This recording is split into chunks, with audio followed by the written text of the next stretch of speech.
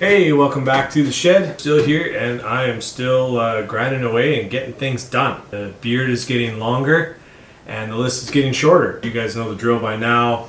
Show you what I've done, talk a little bit, artsy camera shots, outro, on to the next one. It's getting close, actually getting really close, and I am stoked. First thing to address, the elephant in the engine bay, octopus. Bowl spaghetti, I don't know what it is. Turbo manifold is done. I'm pretty happy with how it turned out, actually. It definitely learning curve, and I would have done a lot of things differently now that I've built one, but I mean, I'll save that for the next one if I ever want to do that again. Based on how much time that took, the odds are not very good of me wanting to do that again. I'm glad it's done, and move on to the next part. The downpipe's finished, all the charge pipes are finished. I just went stainless for everything because I like the way it looks. I know it's heavy and it's hard to work with and everything else like that, but this is kind of my,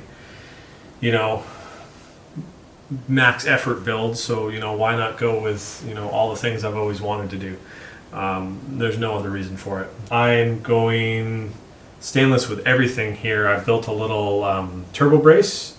You can kind of see that there. And that is just to take some weight off of the manifold because the turbo and the wastegate and all the piping and everything hanging off it's pretty heavy.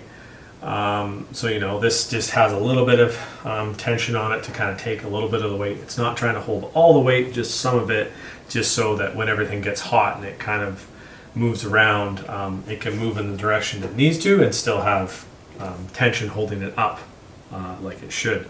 The whole exhaust is done, actually, front to back, everything. Full 3-inch stainless. I've got 3 mufflers in it because I want to hear myself think in this car. It's kind of hard to see, but the wastegate is plumbed back into the downpipe. V-band, flexi. I kind of went up, and I'm really trying to keep this as tight as I can to the floor all the way. It's really fun to roll around here with a camera, guys. Definitely try it. I've got a cutout, then there's a MagnaFlow resonator, then up over the axle, and then comes back down over the axle into a nice big MagnaFlow, then another 90, and then this is a K-tuned muffler, actually, Honda Boy stuff, but I really like the look of those pie cut downturn style tips. And I can't remember where I bought that thing from. It's years ago now, but this seemed like a good car to stick it on. I've never done a stainless exhaust before, and one thing I am keen to hear is apparently they sound a lot different. I guess that's because they ring, so you get that kind of resonance. I guess that can add like a raspiness or exotic tone according to who you talk to about stainless exhausts. I don't know if it'll sound exotic, but it's definitely going to be loud. Also got a custom 3-inch drive shaft from Western Driveline. It's our local shop. Go from the Ford T5 slip yoke down to the 8.8 pinion flange. So that's all in and balanced and good. Very tight. I did have to space down the cross member a little bit with these aluminum blocks in there that some of the cars come with. It's been a long time setting the driveline angle and stuff. Should be all good now.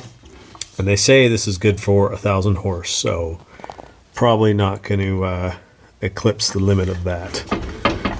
Something else I've done is stick a little Deutsch bulkhead connector in there. Busy making a panel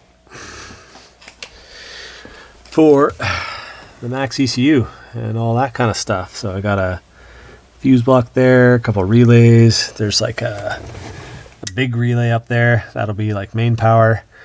And then the Max, and then everything will go up into the bulkhead connector or into the car. Some EGT probes there. So yeah, I just went with carbon because, I don't know, it's carbon. Another thing I did was stick the Group A rep wing on. I think I got that from Classic Swede years ago. Makes any car look like a race car. You always need a wing. I have seen guys actually print like a little wedge into here. and actually kind of adjust the angle of these, kind of make it up and a little more aggressive. So I might 3D print some of those. For now, I think it looks pretty spicy. I'm digging that. Turbo feed and drain lines, everything's in stainless, hard pipe. Once you've melted enough turbo feed and drains, you just get tired of it and just go to something that doesn't melt. I went even one step further, and all my boost lines, wastegate lines, external wastegate down there, all that's plumbed in hard lines too. So I actually might rework some of this because I might change my boost control strategy. You can kind of see the wastegate just chilling down there. Got all the brake lines done. I don't know if you can really see it. I got a bunch of zip ties just kind of holding everything while I flared and bent lines, but I'm just using the factory Ford Explorer flexi lines. One thing I actually did on here, it's probably going to be really hard to see. Those are the factory e-brake cables. So I have a working e-brake on here. Burn it. Yes, officer, it has a working e-brake, but you know, don't want this to roll down into a car. That would be unsafe. The fact that that could lock the back wheels to do a skid has nothing to do with my decision to hook that up. Got the diff cover all on. I just bought a new one because the old one was crusty. Heavy IPD sway bar in the back. I modified my panhard bar too. I don't know if you can see that, but that is some chunks of right and left hand thread and an adjustable collar from like a Dodge 1-ton. I just machined down either side of it so it slipped into the panhard bar when I cut it, and then just welded it, plug welded it. If it's strong enough for a 1-ton truck, I think it's fine for a little left and right force that this axle is going to see. Now I can center it under the car, because when you lift or lower these things, everyone knows they shift the axle one way or another. Free 99 project. Got the E-code front end on. New style bumpers are all bolted on for good. I'm starting to do the trim. This is a pain because half the clips that hold it on are all rusted and fallen off, which is why those things always fly off in the breeze. So I've got to drill some more holes in here. Try and source some good clips too, so I can actually put the rest of the chrome trim on, because I like the new style bumpers. We've been over this. Welded some bigger fittings on the oil cooler adapter. I think we talked about that. They were -8 before I went to -10, because I have a feeling that the whole engine's worth of oil flows through those when it opens. So I didn't want them to be a restriction. I've seen people weld onto them before.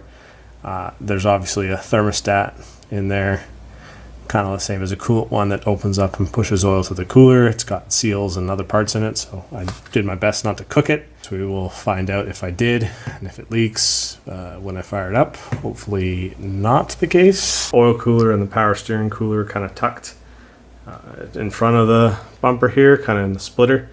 I didn't want to stick anything more in the grill because I've already got the AC condenser, the intercooler, and the radiator there, so stuff's getting stacked, and it just kind of chills up there. Bottom of the splitter's there, oil cooler's up here. Fittings are actually way up in the top on the bumper, because you know, anything hanging down here is just asking to get snapped off. So I probably still will put a splash guard or a skid plate in there, but this seemed to kind of be the best spot to stick them where they would try and get some decent airflow. Hopefully that's kind of a good getting everyone up to speed on this thing. Next thing is a few more little brackets and mounting in some relays and an oil filter relocation thing over there on the bench there. And then wiring, that's the big one. Everyone wants to know how long till it starts. I have to wire everything, and then I actually have to pull it all out again because I want to put my big rods and shim the cylinders in between, and then I can put it all back together. There's a few things in the oil pan and stuff I want to check and seal everything up, and then it can go back in, then I can start it. But I mean, we can do all the wiring, rough everything in place, and then yeah, pull it all out and then put it all back in again and then start it. So I don't know, give me 2 more months and it'll be pretty close. Here's hoping anyways. All right, thanks for watching. Till next one, have a good time.